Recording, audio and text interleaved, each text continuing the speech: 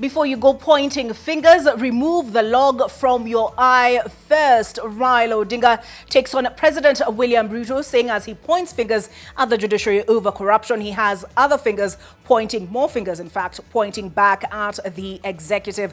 That report by Sydney Chazima in the course of this news hour.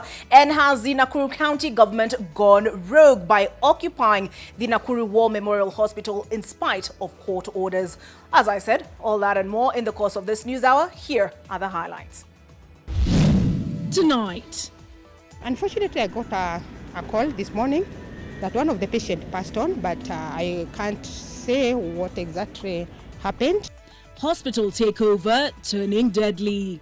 Politics also seeping into the already septic row at Nakuru War Memorial Hospital. Also tonight. Akitoka hapa awe ametibiwa, asiende na risasi kwa station. Kwa akienda na risasi kwa station, anaenda kufanya nini? No time to waste. DCI officers wheel a patient out of a surgical ward, prioritizing investigations over health.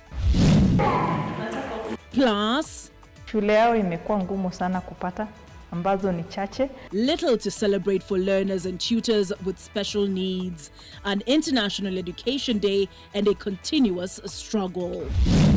And sasa wanafanya mkutano ya kisiri kwenye ikulu. Nimesema hii ni udanganyifu na vitisho kwa uhuru wa mahakama. An unholy alliance. Raila Odinga blasts President Ruto and Chief Justice Kome over State House meeting.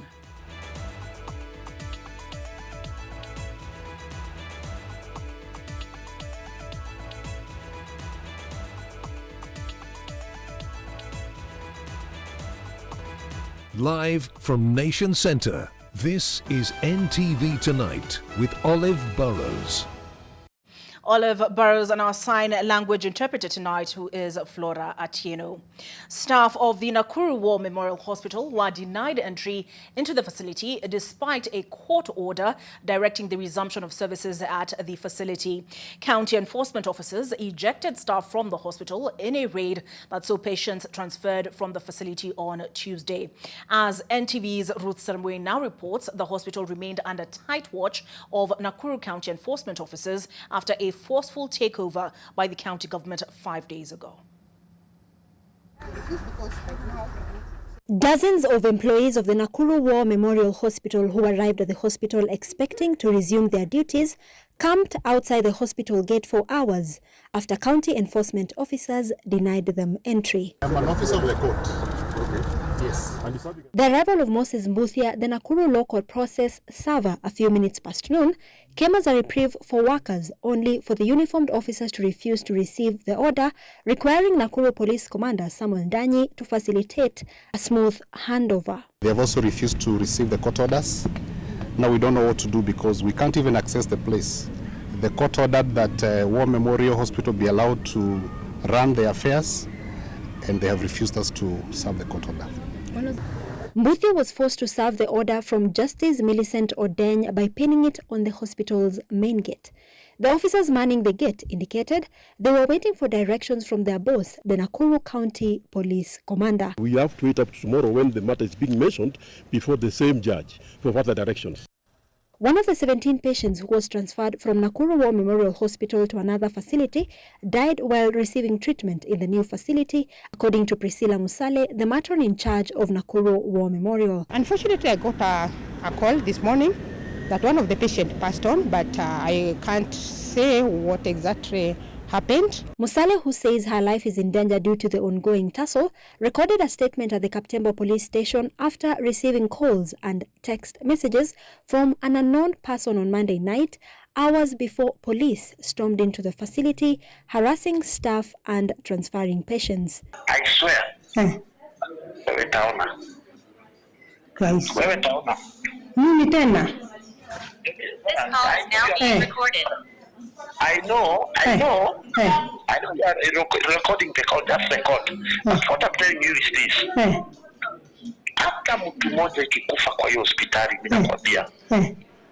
You will know the power, you will know.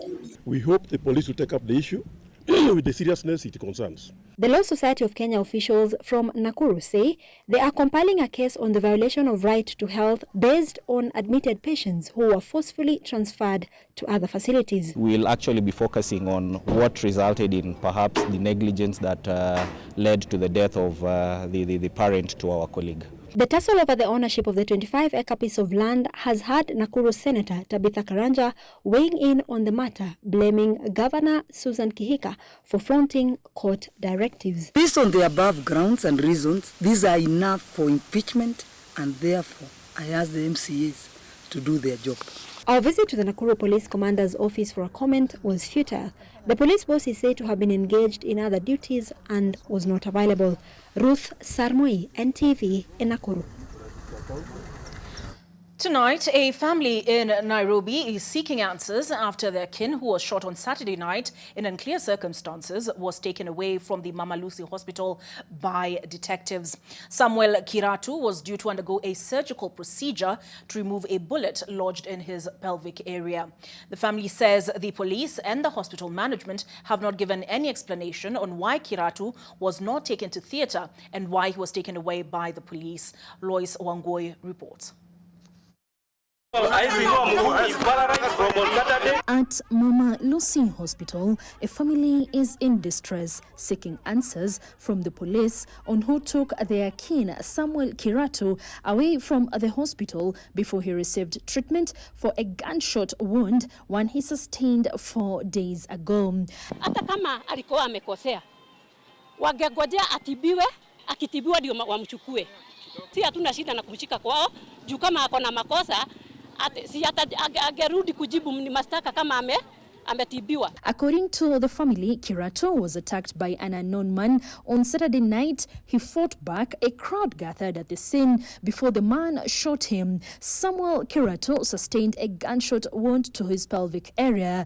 Good Samaritans then took him to Mama Lucy Hospital. His sister claims the man who shot him was a police officer. Sasa ile hali ya kujichunga mwenyewe na ajui huyu ni nani, walianza kuchapana. Vile sasa huyu aliona watu wameanza kuingia, ndio akaanza mimi ni askari. Kusema ni askari ndio alitoa bunduki akamshoot. He was scheduled to go to theatre on Sunday for a surgical procedure to remove the bullet lodged in his pelvic floor. The family says the hospital kept on rescheduling the procedure with no explanation. Even protests by his family could not convince detectives to allow him undergo the procedure before arresting him. Asubuhi mwenye tuliacha alale tukampigia simu.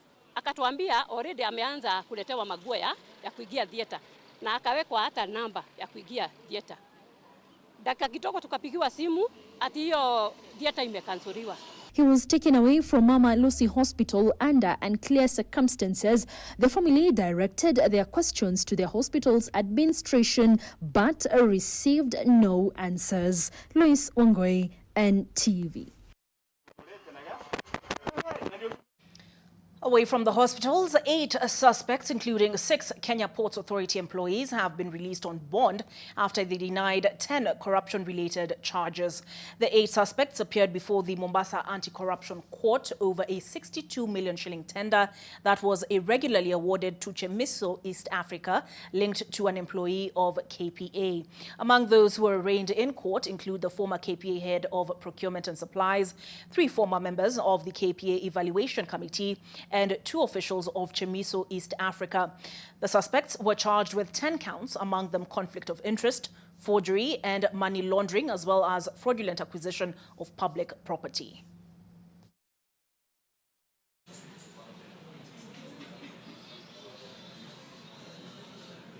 The first, second, and fourth accused persons, the terms are they will be released on bond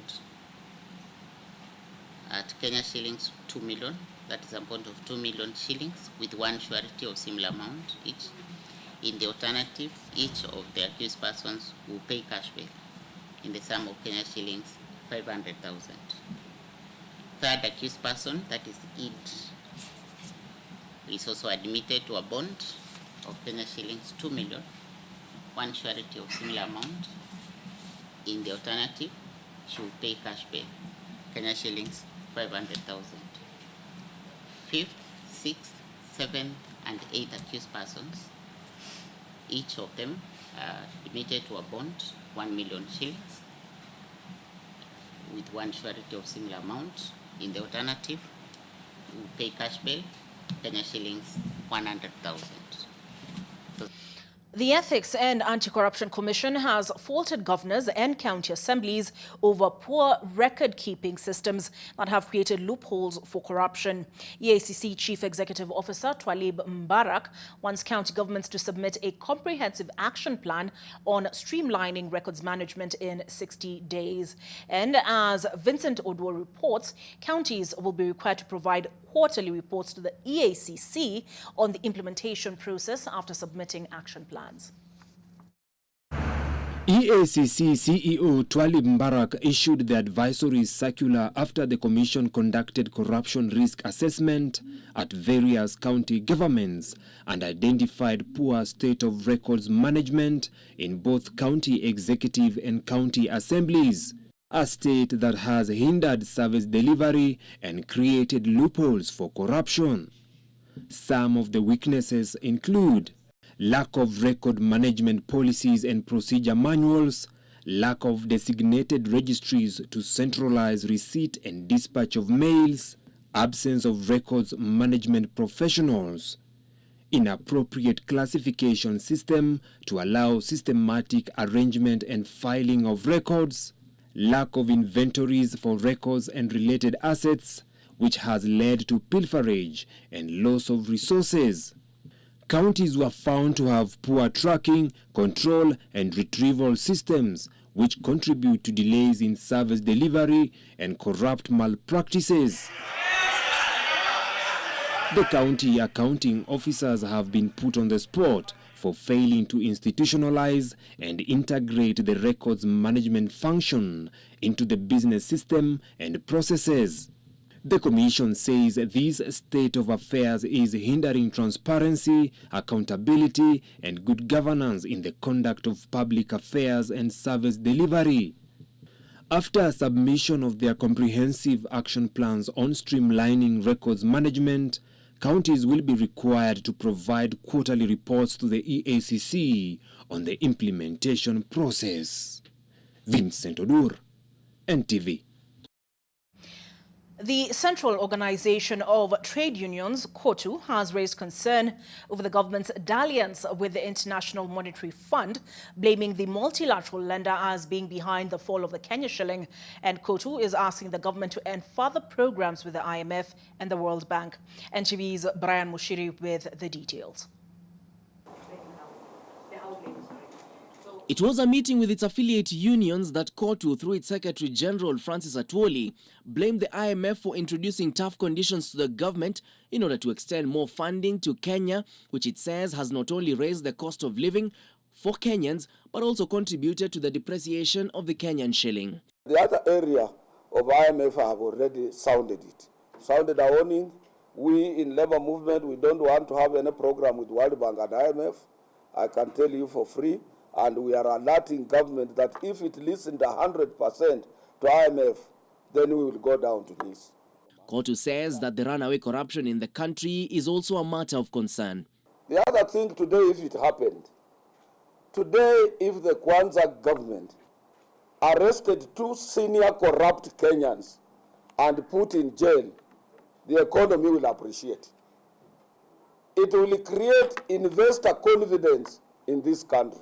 Atwoli also took issue with the taxation model by the Kenya Kwanzaa government. So many people have talked about high levels of taxation.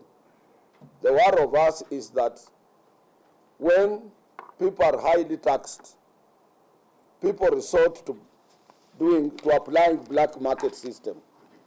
Like now, for example, pay bills are no longer working in Kenya. To achieve recovery and future prosperity, COTU proposes key strategies which include embracing effective and efficient stakeholder engagement in the development process and building, restoring and sustaining strong investor confidence in Kenya. Brian Mushiri, NTV, Nairobi. We are at that point in the news hour where we take a sneak peek at what will be contained in tomorrow's Daily Nation. Here it is. Here we have it. Why Raila party meeting aborted. Remember, we had made a lot of ado about a meeting that was to be held between the Azimio affiliate parties. Well, the details are contained in your copy of the Daily Nation tomorrow. The lead up to the summit, billed as make or break for the opposition coalition, was marred by internal feuds that escalated after a plot to oust.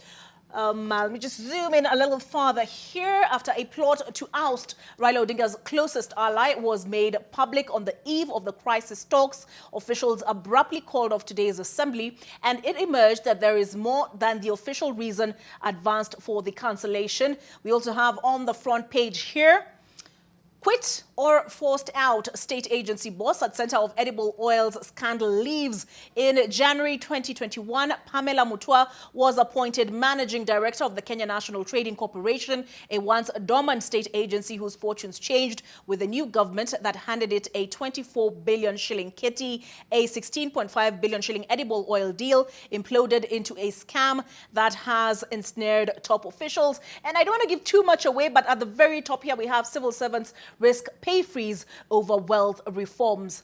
Remember, this is where you go on your phone, whatever device you have, epaper.nation.africa, epaper.nation.africa. This is what they served up this morning, and in a few hours you will be able to access today's Daily Nation, Business Daily, Taifa Leo, name it, you will find it right here.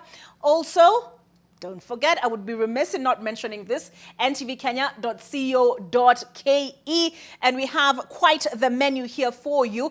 If you would prefer to read your stories in Kiswahili, there is NTV Swahili here. My colleague Lofty Mtambo calls it Lugha ya Mayai au Lugha ya Kingenge. We have stories here, big interviews they've done, our features in Kiswahili as well for you to watch. Aside from that, I did mention features. You can find them here. Just click on the tab features. We have podcasts, sports news, and news. Did you know, actually, that today, because we can hardly cover everything in this news hour, for example, Pastor Owor brings Nairobi CBD streets to a standstill. So more stories such as this contained on the website ntvkenya.co.ke. On that note, we take a break, but there is more lined up for you in the rest of this news hour. Shule yao imekuwa ngumu sana kupata, ambazo ni chache. Struggle for education, special needs learners and tutors, a constant struggle. Welcome to the Delight Nakuru, brought to you by Username Investments. Perfect for your dream home, investment for holiday home, going only for 799,000 shillings for an eighth of an acre. SMS Nakuru to 20321 or call 0725 000 222.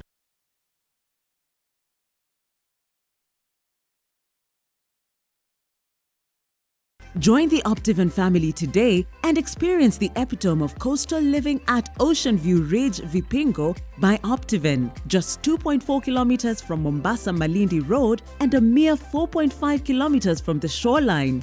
For every 400,000 Kenya shillings that you place as a deposit or installment towards any of Optiven's properties, you receive a cashback of 4,000 Kenya shillings to top up for your back-to-school shopping. Call us on 0790 300 300. Haya! Umesikia? Kwenye star 570 hash kashake kameiva. Shamba ni mili na zinangoja ushindi wako kwa Lucky Game. Na hii Aprili mshindi wa kwanza anavuka na shamba lake, na Mei tunamtangaza the grand winner wa shamba na lori ya mawe. Ni rahisi, kwenye star 570 hash kila shilingi 100 unaocheza nayo inakupa 1 entry point ya draw zote za shamba pekee na shamba na mawe. Vuka na shake, anza ujenzi kwenye star 570 hash. It's Friday and things are looking a bit boring. Fanta. Submit to the fizziest of fizz. Surrender to a bubbly bliss. Fall for the tangiest of tangs. Come to the flavor frenzy. Fanta. Indulge with a sip and snack.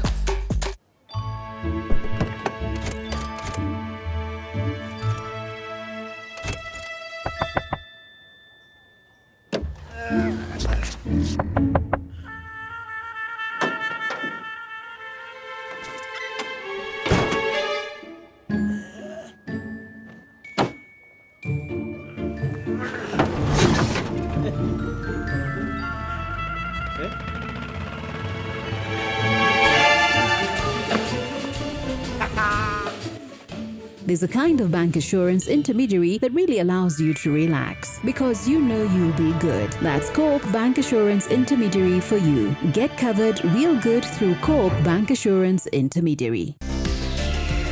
When football clubs appoint managers, what outsiders see as a gamble, they see as a calculated risk. Which might well be the case with Roma sacking Jose Mourinho and hiring club legend Daniel De Rossi. Still basically an untested manager, Roma Chiefs no doubt see De Rossi as a calculated risk worth taking and a bet that will pay off.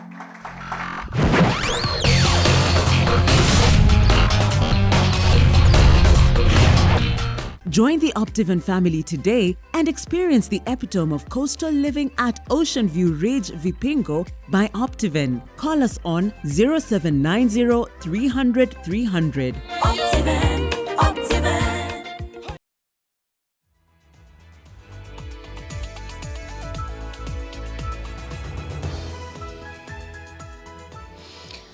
Doctors at both private and public hospitals in the coast region are battling a surge in a viral eye infection known as conjunctivitis or pink eye. This has seen residents in the coast region flock various health facilities to seek medical attention for eye infections, with others resorting to home remedies. And with that report is Fatma Bugu. The Mombasa County Department of Health Services on Monday issued an alert over what it termed as high incidences of red eye infections in the county. 3 days later, there appears to be a surge in infections. It has spread. We've seen this along the coastal belt up to Tanzania. We meet Mama Esha, one of those battling the viral eye infection in Mombasa. Nikiamka kama jicho yote mawili yanauma. Ya kuwa mekundu na ndani yanawasha. Kuinama huwezi, maana ukiinama unahisi kama macho yanataka kuanguka. So ni uchungu kusema kweli. Yanauma na yanawasha sana. She has been forced to resort to home remedies to ease her pain. Na mimi nikakazana kuosha na maji ya chumvi na nikitumia na dawa ya macho ile drops Probeta N ndio nilikuwa nikitumia, na hiyo maji ya chumvi inasaidia. So sio kitu cha kwenda hospitali kusema la kweli, ni kitu cha wewe mwenyewe kujitibu. It's something that will just clear off, and no one should be worried running around looking for steroids. Red eye is mostly caused by viruses, bacteria, allergens or irritants. Infection is spread through touching or rubbing of eyes with hands or contaminated objects. Miale ya jua pia inaniumiza kusema la kweli. Mwangaza mkali unaniumiza. Inabidi sasa natumia miwani, najaribu kujikuna. Manake unahisi kama kuna vitu ndani kama michanga. Sasa unajaribu kuitoa lakini wapi, inawasha tu. The symptoms include readiness in one or both eyes, itchiness in one or both eyes, tearing discharge from the eyes and sensitivity to light. To curb the spread of the infection, Mombasa County government has advised citizens to stick to the stringent hygiene measures. What needs to be done is that people should avoid touching their eyes, rubbing their eyes, and to ensure that those who are affected do not share, let's say, personal belongings like the towels, like pillows, and it will clear off. And a simple hand washing precautionary. Fatma Bugu, NTV, Mombasa. The world marked the International Day of Education under the theme Learning for Lasting Peace. Here in Kenya, peace is the least of worries for a parent and a tutor who are facing totally different challenges. Joanne Mukuti's daughter has cerebral palsy and Peter Lengore is a blind tutor. They say the government has failed to consider their needs, including providing adequate funding for special needs institutions. Margaret Kimathi has more. At the Kenya Institute of Special Education, we meet Joanne Mukite. She's on a routine visit to Institute where she takes her daughter for physiotherapy 3 times a week, Monday, Wednesday and Friday. So alianza therapy yake wakati alikuwa na days old. Wakati daktari alituambia ameona amekuwa na changamoto lakini atakuwa na slow down growth yake. Her 8-year-old daughter Zuri has cerebral palsy. Today's physiotherapy sessions include some physical activity. John says she has faced a myriad of challenges over the years raising Zuri. Shule yao imekuwa ngumu sana kupata, ambazo ni chache. And then hizo chache zenye ukipata place iko mbali na mahali unaishi. Kuna stigma lakini si kwa watu wote. I think many people hawajui kuhusu condition ya ulemavu. So they tend to believe maybe ni curse ama ni uchawi ama wanaona labda ni makosa ya mzazi ama hawana hiyo awareness. We meet Peter Lengore, a tutor with visual impairment. His main challenge is the lack of finance for special needs institutions. So it is through education that children with disabilities can reach out and be part of the society. And in that inclusion, if the attitude is right, that is, if the attitude is positive, then these children will thrive. The Kenya Institute of Special Education is mandated to, among other things, ensure learners with special needs access education through government plan for social services. When we look at what the government is doing in providing support to this institution, it confirms the commitment of the government towards learners with special needs and also to make them part and parcel of the society. Inclusion becomes a key aspect. John Mokuti and her daughter Zuri are taking it one day at a time, hoping the government will address the most pressing needs of persons with disabilities. Margaret Kimathi, NTV. And coming up next on the business news with one Nina Shaban.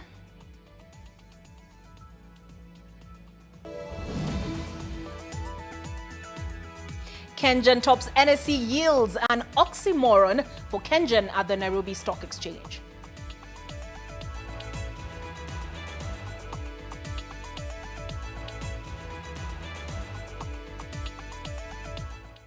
Welcome to the Delight Nakuru, brought to you by Username Investments. Perfect for your dream home, investment for holiday home, going only for 799,000 shillings for 1/8 of an acre. SMS Nakuru to 20321 or call 0725 000 222.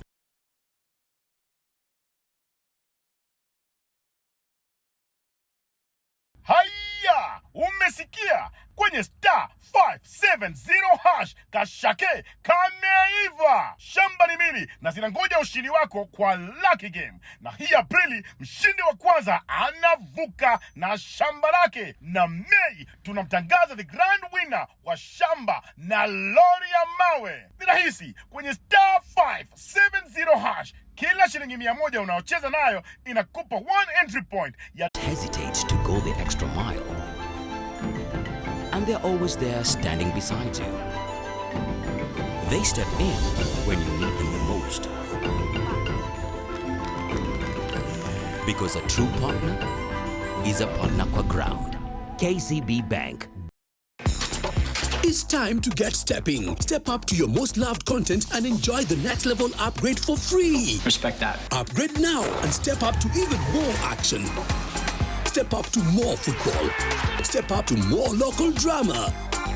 Step up to more fun and get more than you pay for. Upgrade now and get boosted to the next package for free. Dial star 423 hash or call 0711 066 000 and upgrade to the next level for free.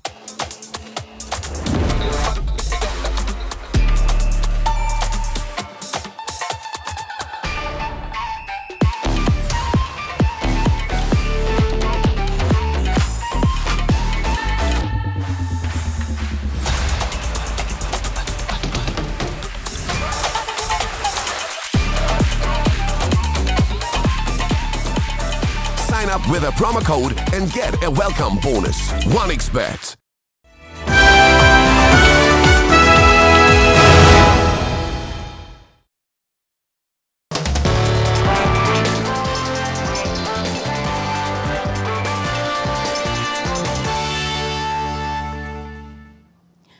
Good evening. It is time to take a look at the business news, and my name is Nina Shaban.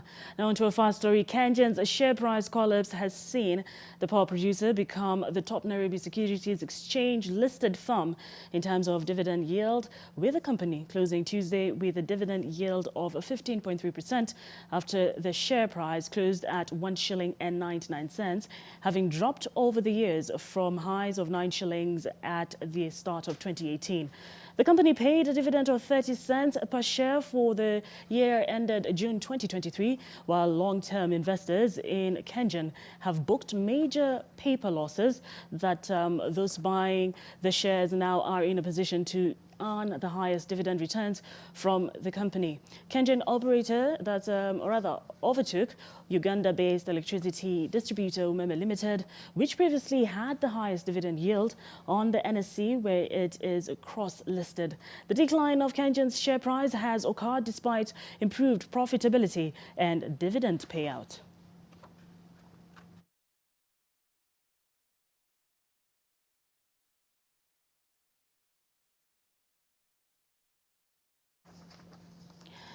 It's good news for Kenyan farmers as the country received 16,000 metric tons of urea fertilizer donated by the Algerian government. While receiving the consignment at the port of Mombasa, Agriculture Cabinet Secretary Mithika Linturi assured local farmers that there will be adequate subsidized fertilizer during planting season this year.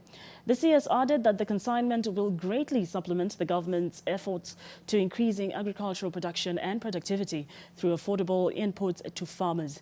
He also noted that the government has mapped and registered 6.4 million farmers alongside value chain actors such as agro-input dealers, processors, among others.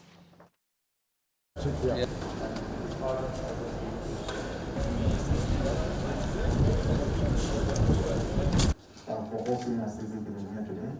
For the great job you have done, we will give a clap for them. Solidarity. This donation is indeed part of the solidarity anchored between our two countries. It was granted with the aim of helping Kenya's farmers increase their productivity to meet the country's full self-sufficiency needs and to assure the food security. And the Ruto administration has prioritized some value chains through the bottom-up economic transformation agenda that we believe will be the most effective in realizing food security, reducing food imports, and increasing exports. We are therefore increasing investment in edible oils, rice, cotton, tea, and leather value chains. And therefore, fertilizer becomes a critical element in ensuring that productivity of the prioritized value chains is achieved.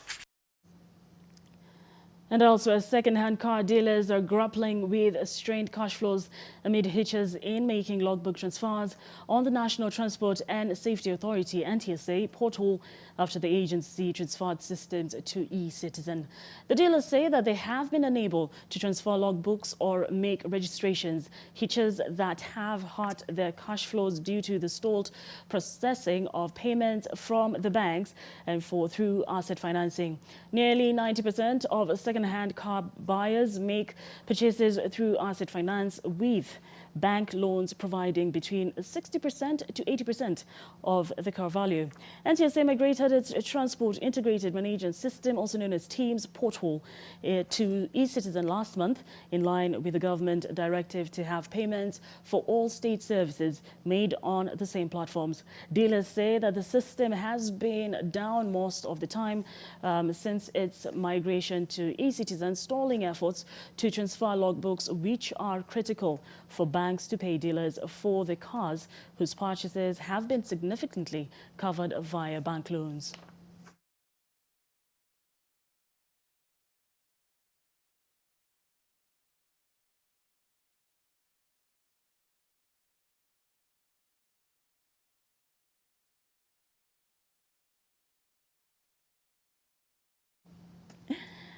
Business news has come to an end tonight. My name is Nina Shaban. Olive Burrows will be coming back with more news, but still to come in sports. Painful losses at AFCON, struggling Africa Cup of Nation hosts.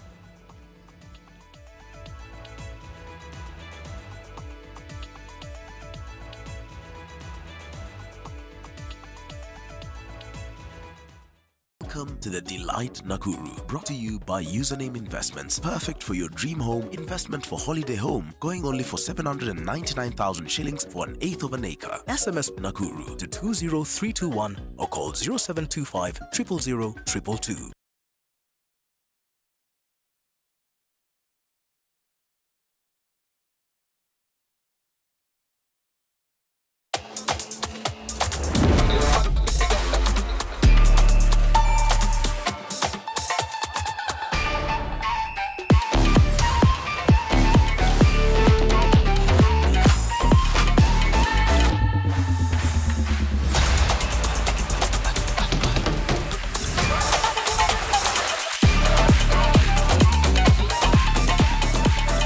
Sign up with a promo code and get a welcome bonus. 1xBet. Sí, ¿vos de qué parte sos? Yo de aquí. Ah, mira. Tú de qué parte eres? Del norte.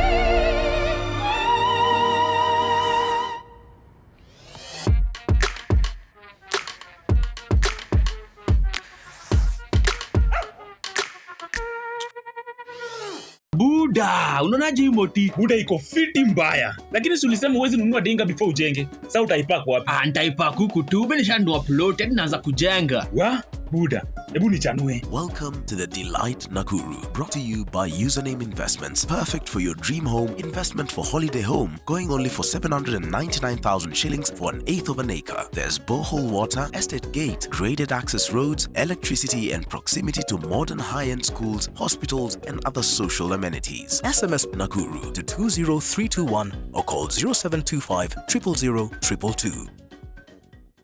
New Nivea Luminous visibly reduces dark spots. Does it really work? Trust me. For post-acne marks too? Of course! World's #1 anti-spot expert serum, now for post-acne dark marks and age spots. Visible results in just 2 weeks. That means also for my age spots. Already worked for over 1 million women. Nivea Luminous 630. It works.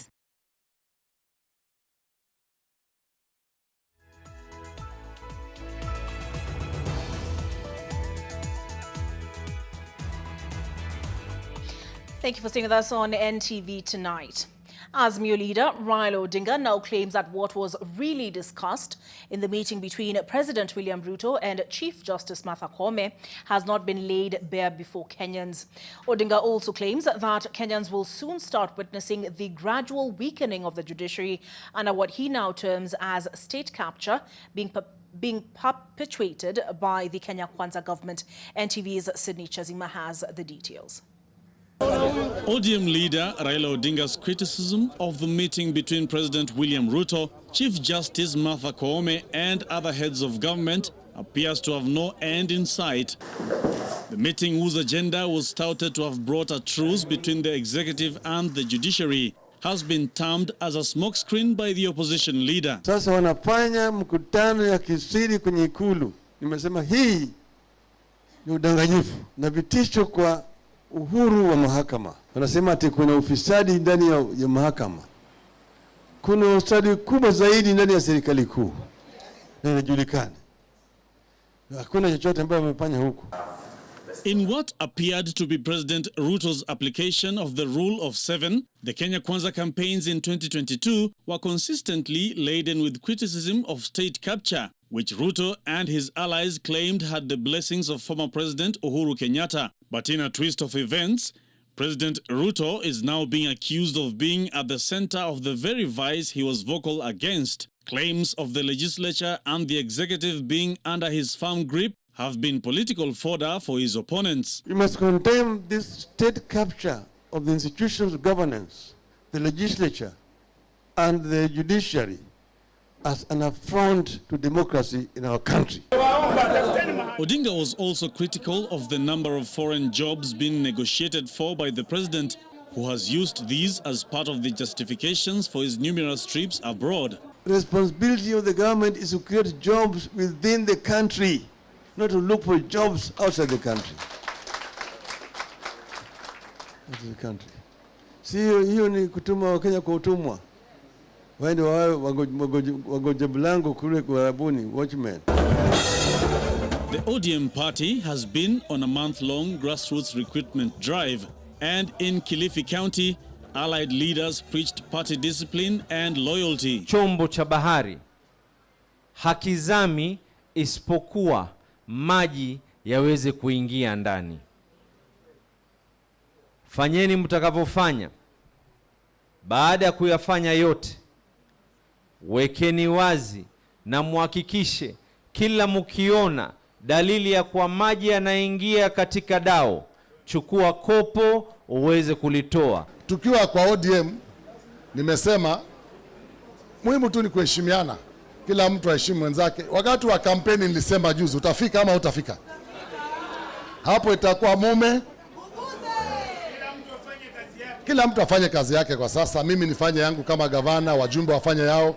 Na sote tukifanya kwa uchache wetu, itakuwa rahisi kila mtu kuweza kupata fursa ya hiyo kazi. ODM Secretary General Edwin Sifuna hit out at President Ruto over the budget cuts in the political party funding, claiming that the move was a calculated scheme to weaken democracy and multipartyism. Bunge lilikuwa limeidhinisha shilingi bilioni 1.4 kwa ajili ya vyama vya kisiasa.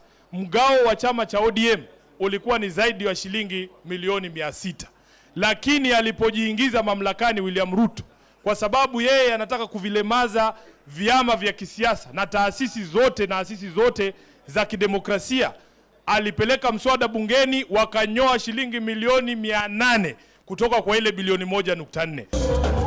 The ODM grassroots recruitment exercise continues in what appears to be a precursor to the party's oncoming primaries. Sydney Chazima, NTV. And with that report by Sydney Chazima, it is time now for the sports news with Bernard Ndong. Bernard, how are the Africa Cup of Nations looking? But the funny thing about this year's African Cup of Nations, no one would have expected the kind of drama, thrills and spills that most people are going to be witnessing. But it ticked all the boxes and much more. So I think this is one of the best African Cup of Nations we've witnessed in many years. Wow, impressive. The only thing I think I know about it is the video that has been doing rounds on social media. The South African who told his wife if they lose, he would the whole night. Have you seen it? Anyway, yes, I've seen it. Actually, just to give you context about that particular video, that gentleman was reacting to a league game in South Africa. So it was not the Africa Cup of Nations, but I'm very certain that maybe perhaps he's been told to do the same thing in terms of the performance of the national team, because they're actually playing right now in their final fixture of the African Cup of Nations. Well, I'll be having that and so much more coming up in the sports update after this very short break. Stay where you are. See you there.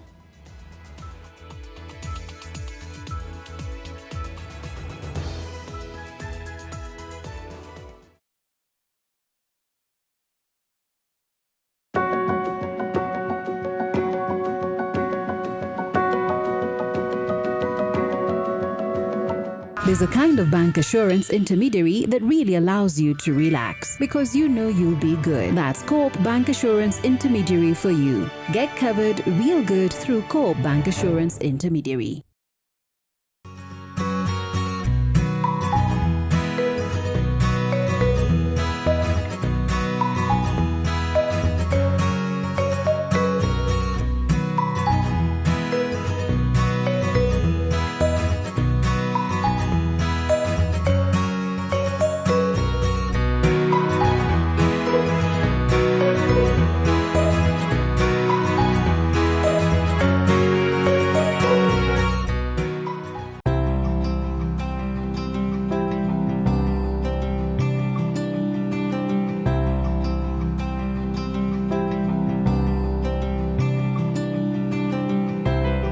When you're finally released from pain.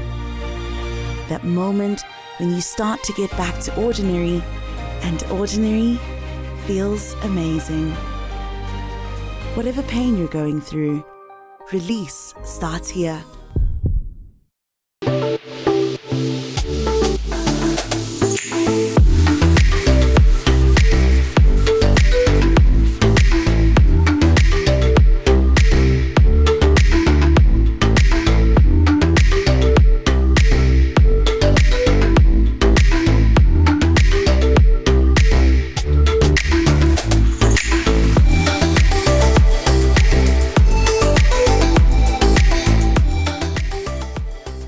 Join the Optiven family today and experience the epitome of coastal living at Ocean View Ridge, Vipingo by Optiven, just 2.4 kilometers from Mombasa Malindi Road and a mere 4.5 kilometers from the shoreline. For every 400,000 Kenya shillings that you place as a deposit or installment towards any of Optiven's properties, you receive a cashback of 4,000 Kenya shillings to top up for your back-to-school shopping. Call us on 0790 300 300. Optiven, Optiven, inua shamba.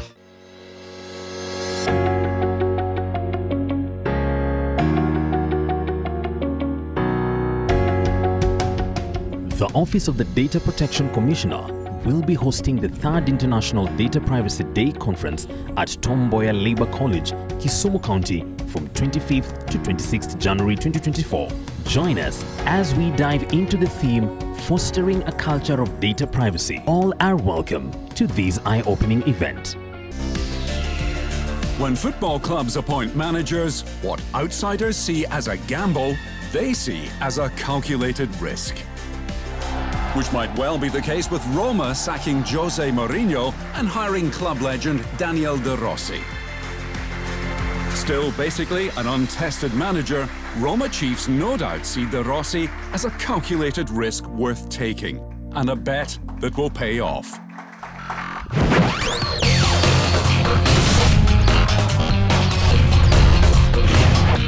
Join the Optiven family today and experience the epitome of coastal living at Ocean View Ridge, Vipingo by Optiven. Call us on 0790 300 300. Optiven, Optiven.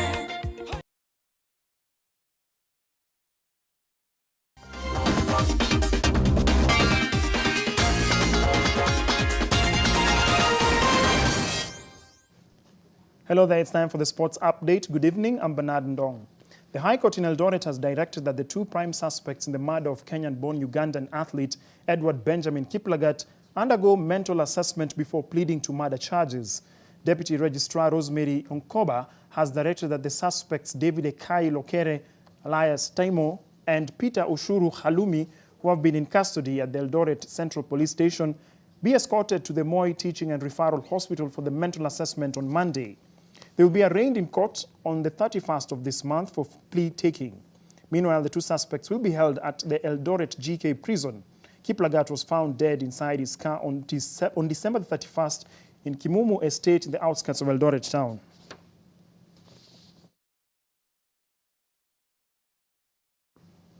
Road Running Championships 5-kilometer silver medalist Lilian Kasait has confirmed participation in this year's Irikwa Classic cross country that will be held on the 3rd of next month in Eldoret, Uasin Gishu County. According to organizers, she will be joined by rising star Immaculate Anyango, who is currently ranked as the 2nd fastest woman over the 10 kilometers race. This year's competition will also have a category for athletes with disabilities. The prize pass for the podium finishers in all the categories would be more than 15 million Kenya shillings. The Sirikwa Cross Country is a gold-level race with star athletes from around the world expected to participate. Nationalities from more than 10 countries have already confirmed their participation. National. We still have registration ongoing until next week. 3 days before the competition. From our own region, Southern region, we have Uganda, Eritrea, we have Ethiopia, we have Tanzania, who are going to be there, and also one from South Africa. And then from outside Africa, we'll be having athletes from Germany. We have also from Great Britain, Belgium, we have from Italy. For World Athletics to have confidence that we are actually organizing a good event, and I know they will be represented here, it depends on the support that we give this event. And I want, at this stage, I want to invite not only the people of Uasin Gishu, but even the surrounding counties, because it's not for Uasin Gishu alone. Junior golfers have received another major boost after NCBA Bank renewed its partnership with the Kenya Golf Union and the Junior Golf Foundation for the 2024 golfing season. The financial injection that will trickle down to the 2024 Kenya Amateur Golf Series and the Junior Golf Series events is designated for enhancement of cash awards for amateur golfers, building on the success of a similar initiative in 2023. The partnership was announced Wednesday at the Sigona Golf Club during the launch of this year's Amateur Golf Championship Series, as well as the Junior Golf Foundation Tournament. This event that launches the 2024 Junior Golf Series, together with the Kenya Amateur Golf Series in partnership with the NCBA, comes at a time when we really need funding in developing golf. And once you do the development program, then you also need to have the competitions that help the players to know what level they are playing. And that is why we have the elite players, and through the 2023 series we've been able to get different sets of players who will be participating in different events this year. So most of this funding will go towards buying equipment, bringing more golf balls. We have 100 coaches who have been trained, employing them to be able to train underprivileged juniors to be able to play golf in Kenya. We are also going to invest heavily in our elite squad. Clara Chepkoech lost her right hand through an accident just a month to her 2012 Kenya Certificate of Secondary Education national examinations. However, that unfortunate incident did not deter her from excelling in her exams to become a teacher, besides pursuing her long-cherished dream of becoming a professional referee and a handball coach. Our reporter Gabriel Kudaka brings us this inspirational story of how determination and passion can overcome physical disability. Donned in her official referee uniform with a whistle tightly held in her left hand, we caught up with Clara Chepkoech, pacing up and down, officiating a semi-final handball match between Maliki Boys and Nabonga Secondary School at the Kapsabet Showgrounds in Nandi County. The 34-year-old teacher at Cheptabach Secondary School in Kericho has been officiating as a referee for the last 5 years now. Mimi ni coach wa handball girls na pia mimi ni referee na nimeanza kucoach professionally from 2020. Though nilifanya kidogo before corona, but from 2019 I officiated until nationals in Nakuru. Then I've been nominated. Actually, I'm an executive representative of handball in Rift Valley. And since then, Clara has never looked back, always taking every opportunity to polish her skills. Actually, mimi ni mtu napenda mchezo kuanzia. Sijui kama ni vile wazazi wangu pia walipenda mchezo, baba na mama pia. So ni kitu nimekuwa nao kuanzia mtoto hadi sasa. Mimi napenda hata kukiwa na wapi, hata nikiwa wapi niambie tu njoo tuende uwanjani. Ni kitu napenda sana. It is something that I love. I enjoy. Hata kwa mvua unaona bado tunachapa kazi na tuteti. Clara decided to become a referee and a coach after she lost her arm through an accident in November 2012. Nikaanza kucheza my primary level. Pia vile nilijoin high school, nikaendelea bado na games. I was playing hockey and handball. So ilipofika around form 4, a month to KCSE, kulikuwa na strike ya walimu hapo, tulikuwa tunarudi nyumbani. Kwa bahati mbaya nikapata ajali, mali nilipoteza mkono wangu wa kulia. Lakini haikunizuia kufanya mtihani, nikapita, nikajiunga na shule ya Mount Kenya University, nikapursue degree in Bachelor of Education, Kiswahili and CRE. Na huko pia niliendelea kucheza mpira wa handball hadi nilipohitimiza. Clara, who is currently a nationally accredited handball referee, says her rise to the top has not been easy.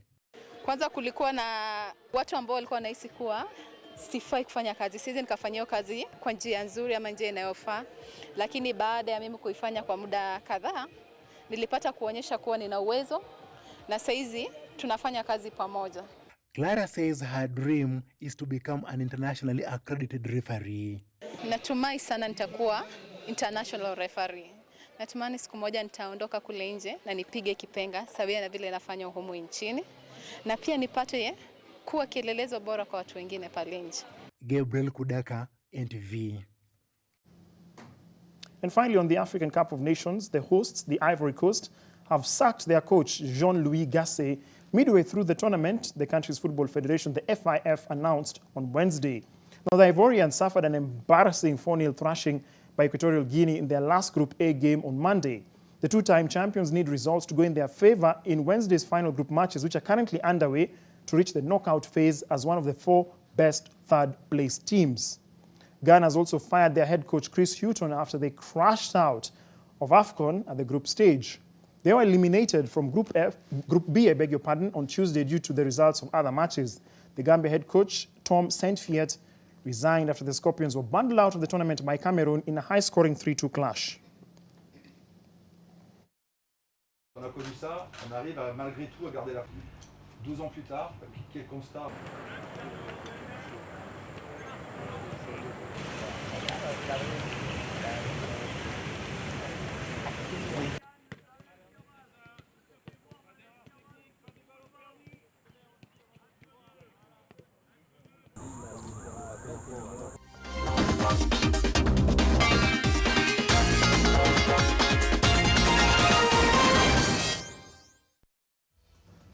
Well, that's it in the world of sports. But just to give you an update, there are two games that are currently ongoing. I know I touched on them briefly. So Namibia facing off against Mali, and then South Africa facing off against Tunisia. The interesting thing about this year's AFCON is that all the games have had goals. In the two games right now. So there's no nil score anywhere. Now, that is happening right now. Oh. So the two games that are actually underway, there are no goals. Okay, and you said something about Chelsea. Yes, Chelsea. I spoke about Chelsea briefly. No, I didn't. Why are you thinking about Chelsea? You were going to say something about Chelsea. No. Oh, okay. Unless you're a Chelsea fan because of yesterday. No, I'm not. But I just have to say this now. Yes. Work. I have no idea what she's talking about. But the African Cup of Nations, of course, the focus will be in the next few fixtures to know the teams that will be qualifying because there are 4 teams, the best placed third teams will be qualifying for the next stage. That is the round of 16.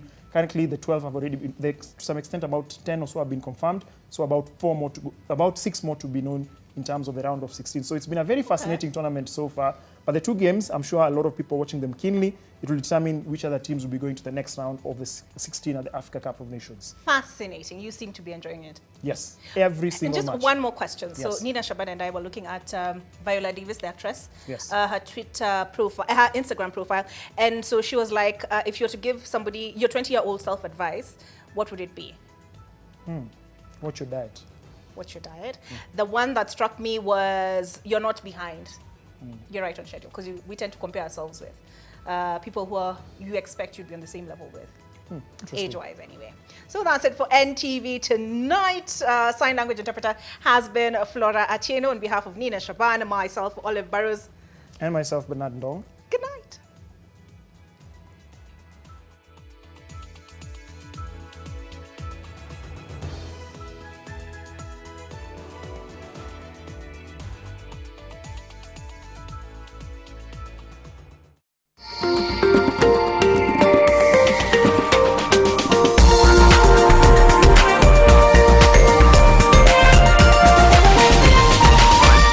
This is NTV.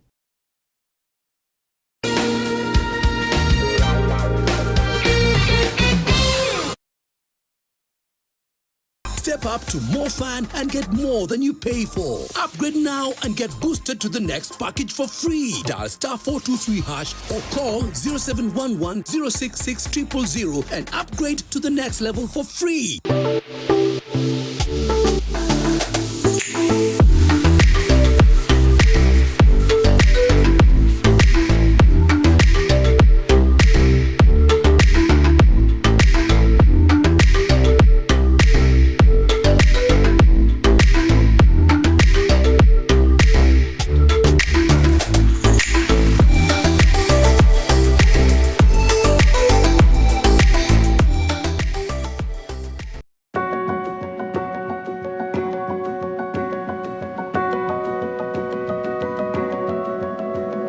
There's a kind of bank assurance intermediary that really allows you to relax because you know you'll be good. That's Co-op Bank Assurance Intermediary for you. Get covered real good through Co-op Bank Assurance Intermediary.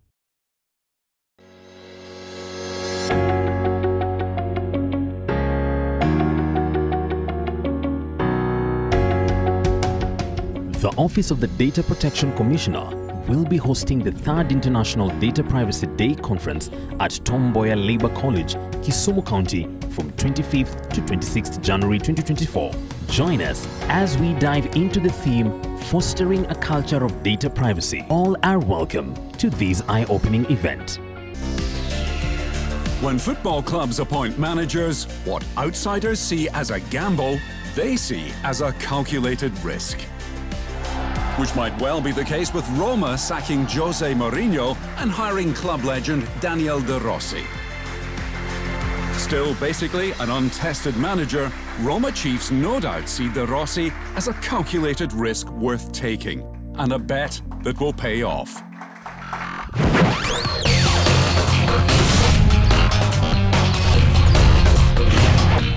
Join the Optiven family today and experience the epitome of coastal living at Ocean View Rage Vipingo by Optiven. Call us on 0790 300 300. Optiven, Optiven. Under the influence, Big Sheng na kizungu ni influence. Ukiona weekend imefika, just know it's teen o'clock. On this week's episode on Teen Republic, we have a super jam-packed show for you guys. We bring you an amazing duo, that is Musau and Boutros. Angie, bad. Angie, bad. Angie, bad. Not forgetting the superbly talented Tussle. Na kama kawaida, on the ones and twos will be DJ Rick Mo. And all this energy will be courtesy of Fanta.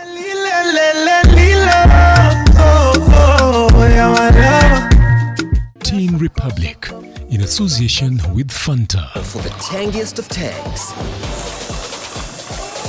Succumb to the flavor frenzy. Fanta. Indulge with a sip and snack.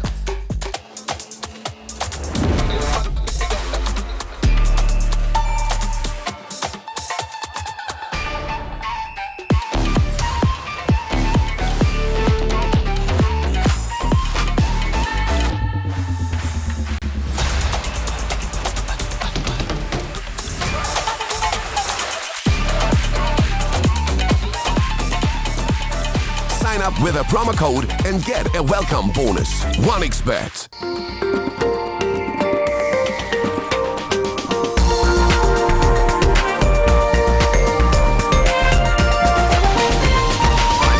NTV, turning on your world.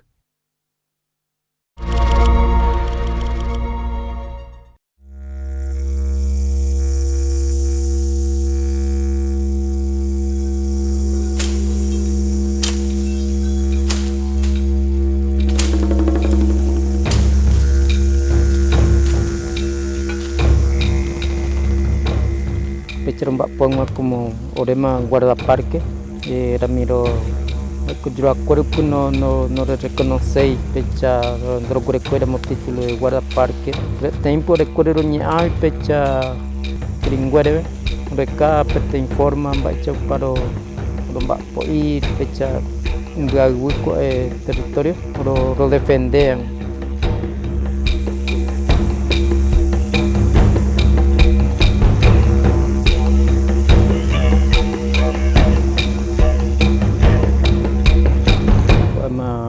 Recuerdo quay pecha me acuerdo ang imaen ni quay guimaen pecha de quay.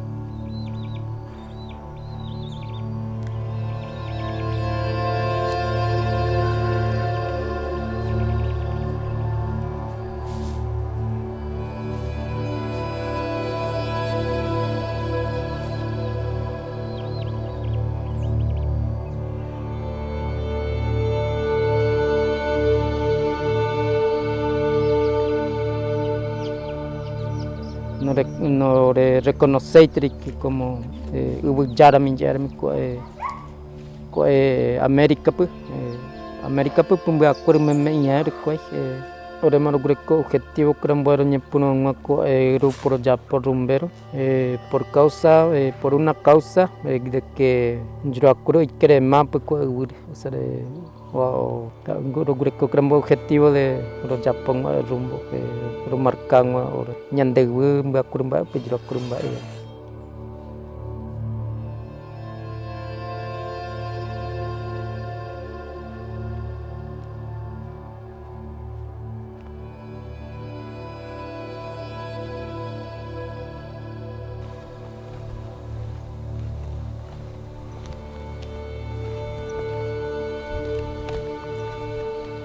lo conocí Mocoinjurape primero, Agustino pe Iván, Kuru Nyumongeta, Pechacasi que Kurure, Bruch o de Ruichaque de Nyumongeta, muy pequeña propuesta, Kurumba Chapa, va interés para Kurugreco Kagurger, Kurugreco interés Kagure, de Potaya y Kure, Oitic para ahí, Pechao, Tapicha Kurger, o de Armio de Kure, ahora mi guapungo, Kuru de ayudar en más, ahora mi arpipe. Algunos gringos bai estudian en guardaparque. Tenemos comunidades que los vecinos se meten, les roban la madera y encima los insultan. Vengo de afuera, vengo de la ciudad. Me importa mucho que Rumberos pueda progresar en las comunidades, que gracias a esta experiencia sepan cómo moverse con las herramientas tecnológicas que hoy contamos, como el dron, como la brújula, el GPS, y podamos realmente frenar todos los abusos que hoy sufren como pueblo. La proyección es que Rumberos sea como una escuela de guardaparques, pero en vía guaraníes, en vía guaraníes. Nos llevó muchos años llegar a este nivel. Creo que lo que me hizo a mí adquirir cierta confianza con ellos también fue el persistir, y después se sumaron los compañeros de la carrera cuando vieron que esto iba en serio y que lo que estábamos haciendo era frenar el desmonte y defender el territorio comunitario. Esa imagen de ayer. ¿De ayer ya? Sí. Claro, no había tanta nube. Hasta acá la idea de ello es hacer como pelar acá, pelar toda esa parte. ¿Y lo vamos a dejar? Porque ahora que sabe que se pasó, no pele nada. Pero bueno, ahí veremos.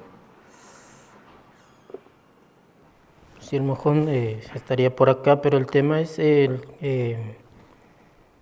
rumbo viejo, o sea, de esta línea. Sería. Bueno, ya la vamos a recuperar. Y el nuevo sería más para acá. Y sale acá bien, acá. El vecino dijo que el rumbo sería por acá, pasado. Pero esto no lo podemos entregar, Santi. Todo esto, lo siento. O sea, hubo una confusión, se tienen que hacer cargo, no pueden robarla. Sí.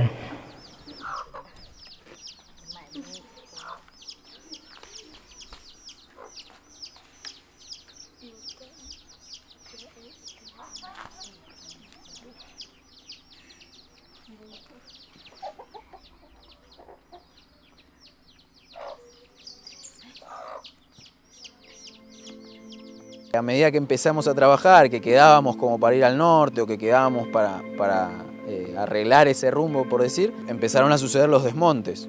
El vecino empezó a meterse, empezó a prender fuego, a robar madera, a meter las vacas. Entonces rápidamente la prioridad cambió.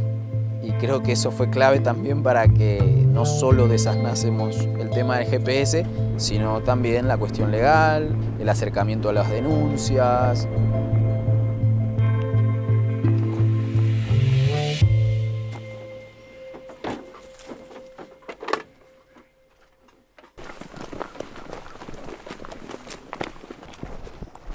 Bueno, ya estamos marcando ahora traqueo cuando volvemos. Sí. Así nos queda el track.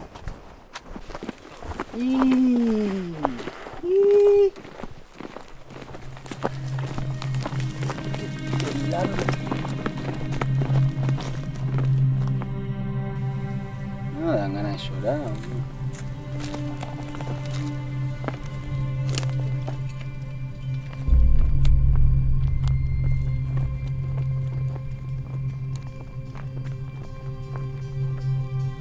Esa parte, por ejemplo, aunque no esté en nuestro territorio marcado, titulado, es nuestro territorio, porque es nuestro ancestralmente.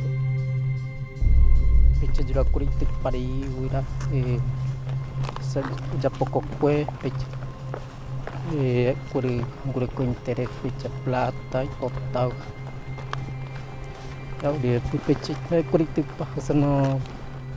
No pensé en por el futuro nada, o sea, pensado ya por platería, yo pensado por pechito para y una se yo por meme, o sea, que güey, pindo y cuero meme, fruta domingo. Pero a veces yo acuerdo de respeto y va a te copiar acá, guru, o sea, casate, o pescate, hoy arroyo y pues está hoy copiar, o te parie, o vender yo. Ya domingo vende ka gue jong wa achirei mo seno ka gue are o cresce pecha jira kuri te pa eteri pe jano no sempre avem pura domingo anyo item pe jano mbeg gue mo cresce je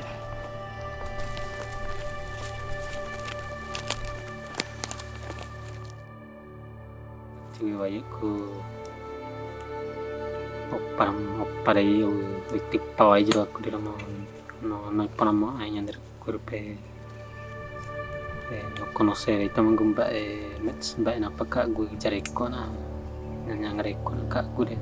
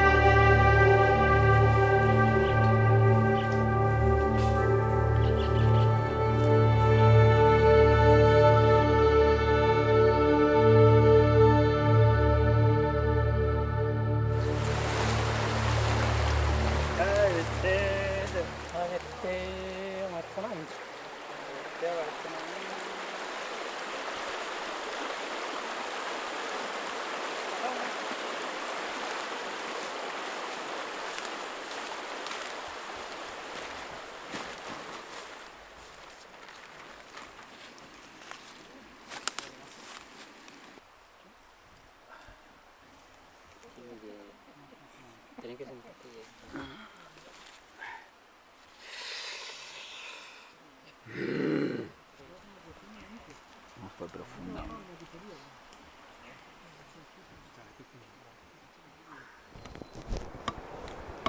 Rendrik poruri ini jauh selik poruri bojro biar pedi poruri menyi wal serminggu pi kenano ini tiempo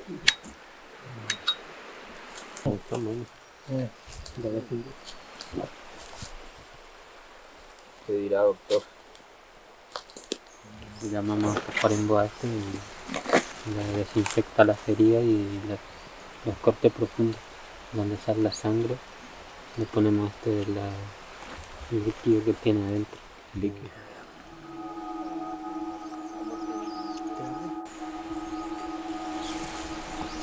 Reinaldo usó una planta que para nosotros en la chacra es un yuyo, que no nos sirve, que no lo queremos, que es la crisiuma, y soplando logró sacar un líquido que es antiséptico. Entonces es como que si me lo preguntaban a mí, nunca hubiese sabido que tenía esa particularidad la planta.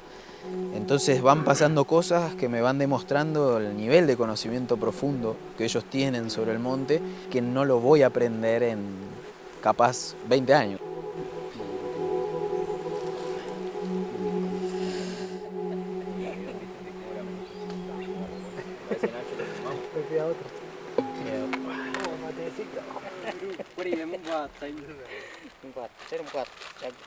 Yo me acuerdo cuando yo me iba a la comisaría a hacer una denuncia y siempre me piden una prueba, o sea, una foto, por ejemplo.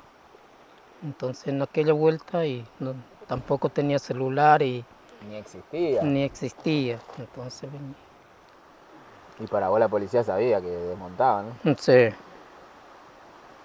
Y pasó 20 años y casi que lo mismo, o sea, Sí, sigue lo mismo, porque no parece que no, como dije, no, mientras haya montes, o sea, el bosque, creo que no van a parar. Pero tenemos para hacerlo.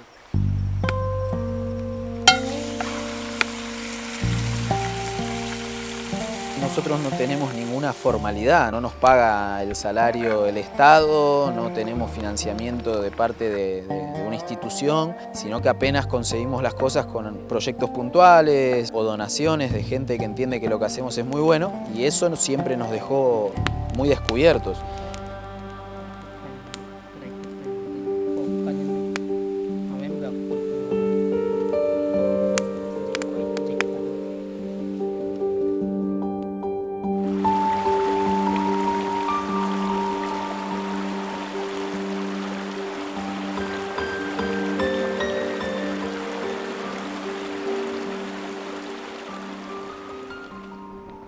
Quería ir a ver con el dron allá arriba, bro.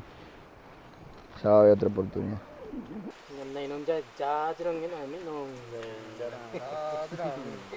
Pero quédate ahí, ¿eh? No, me muevo, voy a estar bien. Vuelvan, ¿eh? No respires.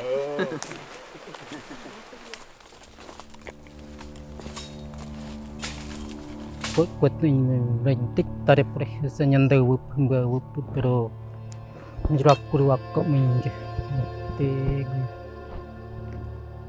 mitte wang gup so do destruir panyan de ka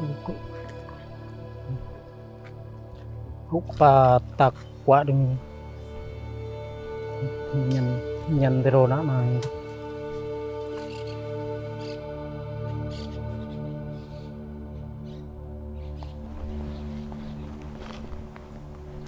Acá llegamos al límite de la propiedad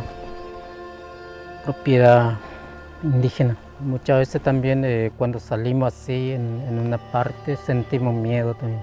Muchas veces por ahí sí vienen los dueños y se enojan. Hasta acá empujaron con máquina. Ellos dejaron esta parte lo que es nuestro, pero sin monte ya. Bueno, según el vecino, ese era el primer mojón que ellos encontraron cuando entraron en 2006 creo que fue. Lo que nosotros tenemos que poner de vuelta para que el vecino vea de vuelta que nosotros sí estuvimos acá trabajando. Más allá del límite que haya en un mapa, en un plano, en las chacras y eso, la gente no tiene acceso a GPS, entonces lo que marca un territorio son los rumbos entre un terreno y otro. Y los límites visibles, físicos. Esta es una forma de hacer presencia, que sepa que estuvimos acá y que estuvimos marcando el territorio. Entonces hay que ajustar para allá. Sí. Si ahora vamos a cargar en los GPS y después descargamos la computadora.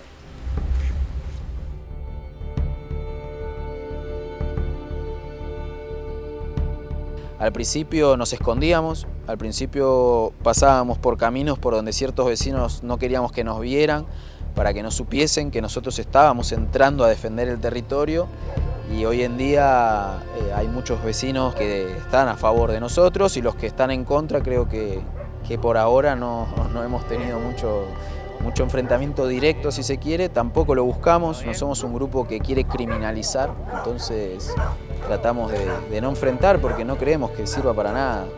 Si vos haces presencia, estás en el territorio, el otro te respeta. Por esto hoy trajimos este papel para firmar entre tú y yo. Y bueno, justo ahí también está llegando un vecino nuestro, el otro vecino al lado mío, que también linda con la comunidad de ustedes, Mauro. Mauro, ¿qué tal? Mauro, ¿todo bien? ¿Todo bien?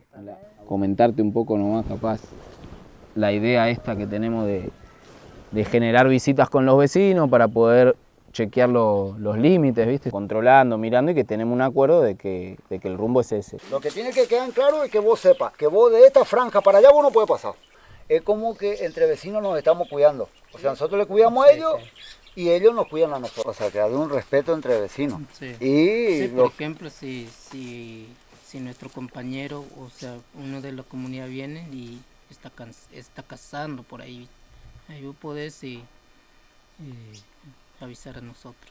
Entonces de esa manera también lo que buscamos es que no llegar al problema, ¿viste? No que por no avisarte, vos no sabías, desmontaste, tal, viene el ministerio del quilombo. No, queremos ahorrar esos problemas para que esté todo bien. Como dice Fabián, nos avisemos. Y entonces está bueno, ya una vez que conocemos y firmamos y estamos aclarados, nos quedamos todos tranquilos. Para mí está perfecto eso. En buen lugar fue ese trabajo. En buena hora.